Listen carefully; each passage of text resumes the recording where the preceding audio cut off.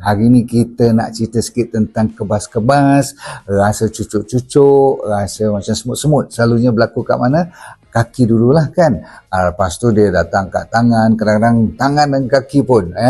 Selalunya orang diabetes yang kena ni. Tapi zaman sekarang ni orang tak kena diabetes pun dah mula ada masalah ni. Ada yang sampai tidur pun tak boleh. Jangan main tau. Orang ganggu kerja biasa pun. Sebab orang tak nampak you sakit. You saja yang merasakan sakit je kan.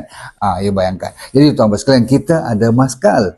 Maskal ni rempah ratus yang terbaik. Antaranya ada banyak. Tapi 4 saya nak cerita. 1 ginkgo.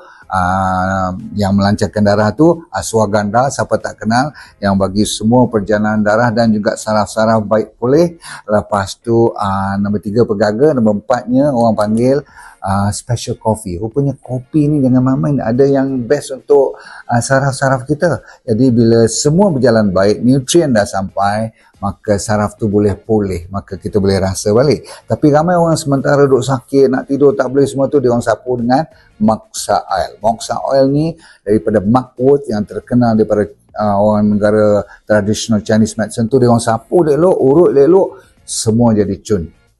Jangan lupa maskal dan Moxa Oil.